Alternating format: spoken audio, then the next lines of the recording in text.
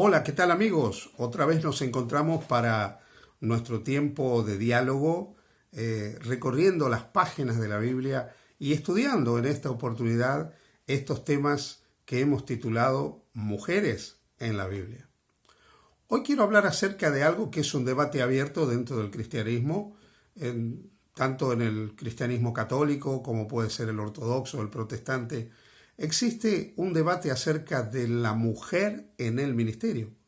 ¿Puede la mujer ser enviada, comisionada como ministro del Evangelio? ¿Puede ser enviada a proclamar el Evangelio? ¿Puede ser llamada por la iglesia y comisionada? ¿Puede liderar dentro de la iglesia? Dentro de la iglesia católica, evidentemente hasta el momento, no se acepta la ordenación de la mujer. Solo los hombres pueden ser presbíteros y pueden ocupar ese rol dentro de la iglesia. En el mundo ortodoxo es exactamente igual, solo los hombres pueden ocupar el sacerdocio en la iglesia ortodoxa. Y en el mundo protestante, si bien es cierto que hay algunas iglesias, algunas denominaciones que se han abierto a la ordenación de la mujer y que tienen mujeres que dirigen dentro de la iglesia, la mayoría es reticente a aceptar a las mujeres en el ministerio. ¿Por qué? ¿Cuál es la razón? ¿Guarda silencio la Escritura acerca de este tema? Es que la Escritura dice que nunca Dios envió mujeres a liderar al pueblo de Dios. Es que la Escritura dice que Dios nunca llamó a mujeres para ser sus instrumentos y llevar al pueblo de Dios a cumplir su cometido en la tierra. No es mi intención solucionar el debate teológico que está abierto al respecto. Otros mucho más inteligentes y preparados que yo han hablado de esto y han presentado argumentos a favor y en contra sobre este tema. Yo simplemente quiero compartir un texto de la palabra de Dios donde vemos cómo Dios pone en el mismo nivel de igualdad en el liderazgo a hombres y mujeres. Porque básicamente ese es el tema. ¿Son las mujeres inferiores al hombre en cuanto a la posibilidad de ser llamadas como líderes dentro de la iglesia? ¿Están subordinadas al hombre en este sentido? ¿O pueden formar parte del mismo equipo donde están los hombres y juntos, hombres y mujeres, podemos ser llamados y comisionados por Dios para ir y predicar el Evangelio? Cuando nosotros rastreamos la historia del cristianismo, hay una cantidad de argumentos a favor del ministerio femenino. Ya cuando Pablo escribe las epístolas, encontramos un buen número de mujeres en las epístolas paulinas que dirigen esa gran red de iglesias que formaban las iglesias en la antigüedad. En una época, en los principios de la iglesia, donde no había templo, no había lugares de adoración para los cristianos, a lo largo y ancho del Imperio Romano, a medida que se iba predicando, se establecían iglesias domésticas, en casas. Y en esas casas, normalmente, muchas de las que dirigían las iglesias eran mujeres, como se revela en los escritos paulinos. No es menos cierto también que Pablo menciona por lo menos una mujer apóstol, que junto a su marido eran muy reconocidos entre los otros apóstoles del Señor y otros que tenían el ministerio apostólico en los días de Pablo. También cuando nosotros repasamos la arqueología cristiana, encontramos una gran cantidad de monumentos que están levantados recordando a mujeres que ocuparon sedes obispales y arzobispales y mujeres que fueron presbíteros dentro de la iglesia.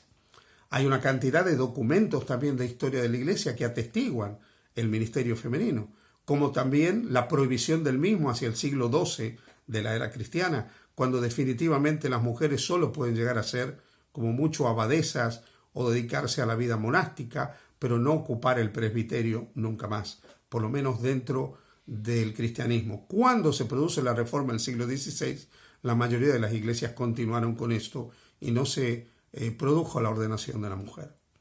No obstante, hay un pasaje en la palabra de Dios que quiero compartir con vosotros para que reflexionemos al respecto. El pasaje está en Miqueas, el capítulo 6 y el versículo 4. Miqueas 6:4 dice: porque yo te hice subir de la tierra de Egipto. Fijaros, Dios se está dirigiendo al pueblo de Israel, a ese pueblo que Él libera de la tierra de Egipto, que Él saca de la tierra de Egipto. a ese pueblo que Dios va a redimir del cautiverio. Y esta epopeya de liberación, dice la Escritura, que no es otra cosa que sacarlo de casa de servidumbre, que es un acto redentor de Dios, un acto libertador de Dios. Cuando pensamos en este paso de la esclavitud a la libertad del pueblo de Israel, cuando pensamos en el Éxodo, cuando pensamos en aquel que conduce a las huestes de Israel, la figura que emerge delante de nosotros es la de Moisés. Y es cierto que la figura de Moisés es indiscutiblemente significativa. Y encontramos en la Escritura que a él se lo presenta como el gran líder del Éxodo. ¿Pero acaso no estuvo Aarón también implicado en esto? Sí. ¿Y qué pasa con María? Ocurre que este texto que estamos leyendo nos dice que los tres fueron comisionados por Dios en pie de igualdad para sacar al pueblo de Israel de Egipto. Dice Miqueas 6:4, y envié delante de ti, fijaros, envié delante de ti, puse al frente de ti, o sea, Dios pone al frente de su pueblo, pone delante de su pueblo para que lidere a su pueblo, para que cumpla el cometido redentor de Dios en su pueblo.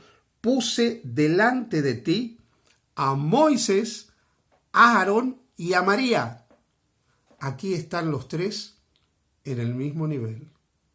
Los tres enviados por Dios para liberar al pueblo de Israel. Los tres enviados por Dios para liderar al pueblo de Israel. Los tres enviados por Dios para cumplir la misión de redimir al pueblo de Israel. En el mismo nivel, hombres y mujeres pueden ser llamados por Dios para ser instrumentos en sus manos que sean una bendición para su pueblo. Aquí no se nos presenta a Moisés como superior a María o a Aarón superior a María y María inferior. Es maravilloso este pasaje de la palabra de Dios, un pasaje inspirado por Dios en la mente del profeta Miqueas, para que nosotros comprendamos que Dios, a la hora de llamar, no hace distinción de géneros. Llama, comisiona, envía a hombres como a mujeres.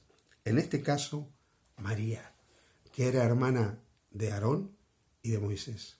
María no solo reconocida aquí como líder del pueblo de Israel, como enviada junto a sus hermanos para cumplir la misión redentora sobre el pueblo de Israel, de liberarlos del cautiverio egipcio, sino también que la Biblia nos va a decir más acerca de María. Se nos dice que ella fue dotada, bendecida con el don profético. Así que encontramos una mujer líder, una mujer enviada por Dios como líder, puesta al frente del pueblo de Israel junto a Moisés y Aarón, porque hombres y mujeres pueden trabajar en equipo, y Dios no cree que si hay un hombre no puede haber una mujer, o si hay mujeres no puede haber hombres. Pueden hacer las cosas en equipo, ambos podemos ser llamados y podemos ser instrumentos en las manos de Dios. Y la hermana de Moisés, María, Miriam en hebreo, es llamada por Dios y es bendecida con el don de profecía también, para ser un instrumento de bendición dentro del pueblo de Dios. Cuando se produce el éxodo, la liberación del pueblo de Israel, María está entre las que dirigen el canto de alabanza, llevando a las mujeres a alabar a Dios por la liberación que habían experimentado.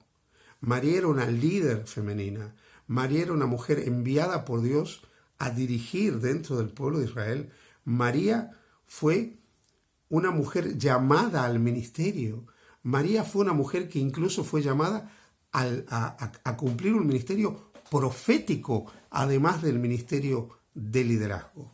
Por lo tanto, cuando Dios otorga dones, no se fija en el sexo de la persona, no se fija en el género de la persona, porque lo que Dios ve es el corazón de la persona.